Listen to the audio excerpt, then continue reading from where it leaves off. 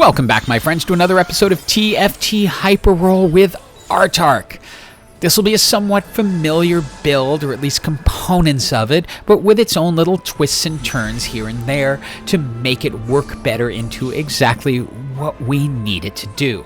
I love grabbing a bow off the belt if I can get it, because it can build into so many wonderful things, including a Swiftshot emblem, which is key for some of the big builds that are going around now. This team hasn't committed itself by the time the first augments come in, and while Dragonmancer Conference is really cool, I'd only want it if I got a 3-cost Dragonmancer out of the NPC round. Instead, it's better to just go ahead and grab the burst healing of Thrill of the Hunt, because that will work into virtually any build you're going to do. Since I had a Sejuani and now I can pick up a 2-star Ezreal, I'm going to, of course, look into heading into Cavalier Swiftshot range. Since I was unable to find a Twitch in some early rolling, I decided to go ahead and keep Rengar in the game just as a strong 3-star champ, because I wasn't able to 2-star anything else. It did cost me this first round for sure. Time for an item, and I had a hard choice between the Tear of the Goddess and the bow, and the reason is with the Tear of the Goddess I could put a Spear of Sojin on Ezreal, which will allow him to stack his ult much faster, but ultimately I'd rather get the bow because that's going to be able to fit into a lot more things that I may want to do.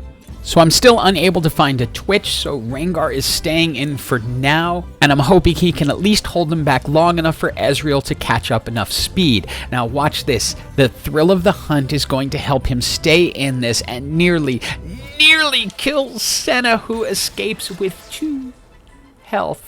More rolling, and while I'm able to get a second 2-star Ezreal, I still have not picked up a second Cavalier or a Twitch. So this build is just kind of looking like the Ezreal show, which is not going to work out too well, as Thrill of the Hunt is not doing enough to keep him alive long enough to finish these fights. Next item time, and this time I decide to grab the Tear of the Goddess, but not to necessarily Creative Spear Sojin. It's going to depend on what I can find, and I finally have a shot at a Twitch, and then also we've got a Rel and another Ezreal. I'm pretty confident that I'm going to be able to get to 3-star gold Ezreal, and so I decide to go with a static Shiv. Now what I should have done at the start of this match is dumped Rengar and picked up Rel, so I was at least getting the Cavalier buff. That might have given me a little bit more of a chance, because Ezreal tries his hardest, but again, it's not enough to save him. And while I may have suffered a bunch of losses in a row, I at least now have my gold 3-star Ezreal. And it is time for augment number 2, and I am seriously tempted to roll it in the hopes of getting an additional team member. But after much consideration and hovering the roll for a little while, I then decide, you know what? Earth grab back, because that is going to allow me to make a Swiftshot. Who better to be a Swiftshot than our little drunken dragon, Zippy?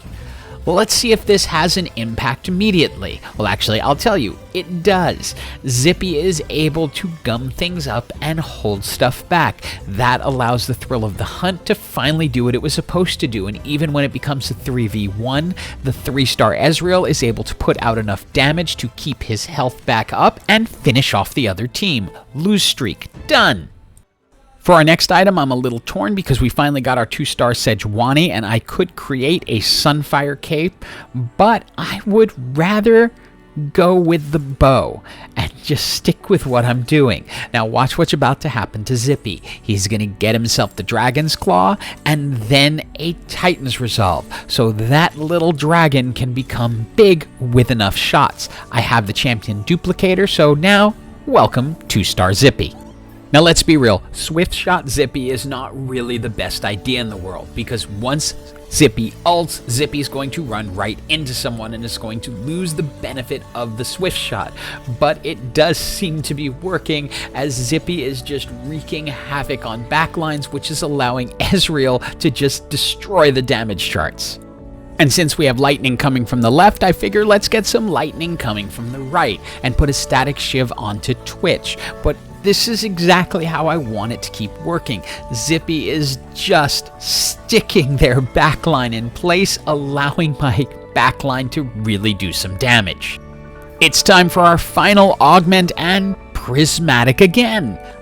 Not really in love with the first one, and while scoped weapons looks good, it doesn't do this build any good because I'm counting on my Cavaliers getting in their face. So I decide to go with the Guild Crown and the plan of ultimately getting a Xayah, giving her the Guild Emblem so that it'll help increase Omnivamp for everyone.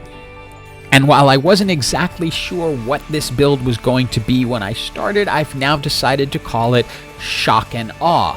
The shock part is pretty obvious. It's coming from the 2 static shivs, but the awe goes to that little dragon dancing. You just gotta think that's cute. Come on, say it with me. Aww. Okay, it is now Treasure Dragon time, and actually, the first offering is just perfect. That is going to give us an item for Xayah, who we picked up a little too late in the last round to put her in, but now we can get her right in and give her the Infinity Edge and then a Hand of Justice for a little extra healing. And I feel like every game I do these days has a Dark Flight that I go, I don't understand the item. They went with the Death Blade, but you know what? It does end up doing a lot of damage to my team because everyone is completely ignoring Rengar and focusing on Swain. So Rengar is just having his way with my backline. Even at this point, I'm going, Zippy, turn around. Zippy, turn around. Zippy, can turn around. Finally, Zippy turns around. So the NPC had a Zephyr on them, and I decide to then go ahead and grab the Quicksilver, as I want to make sure that my backline is going to be able to stay intact as long as possible. There will be no stunning of that little twitch in the corner, and also that will take out their opposing corner with the Zephyr for at least a short time. And I'm very, very close to my gold twitch, so we're going to see a little bit of rolling, and then there it is. The 3-star gold twitch, which I'm surprised for how competitive this build is, how often I'm able to get it. And just to illustrate the point of competitiveness, there it is! Guild Cavalier Swiftshot against Guild Cavalier Swiftshot. They're using their Zippy as much more of a tank, while my Zippy doesn't quite know what it wants to be because it's 1 part tank, 1 part Swiftshot, but overall it led to a victory. And here we have a Mirage Guardian team with a really strong Itis and really strong Deja. Deja gets Zephyred at first, so is held back, but I'm not sure my team is going to be enough to get through it. They have an additional team member, and those casts are doing absolutely massive damage. But even though we lose this, it is enough to bring us into the top 4. So here's the thing, I don't think more of the same is going to win this match. Hecarim does pair well with Xayah, but I don't think it's going to be strong enough to get through the team that we just faced. So it's going to be time to say goodbye to Hecarim. Bye, Hecarim. And we had an additional Xayah in there, and we bring in Ao Shin, which is going to give us 4 Tempest, thanks to Ezreal. I rolled and rolled, but managed to get the 3rd Ao Shin just a little bit too late for it to be in this first fight, so I'm hoping I can survive with the 1-star. The Tempest Blast really helps out as it holds everything up, allows Ao Shin to cast, and we know when Ao Shin casts, teams die. And just like that, it is down to us against the Mirage Guardian.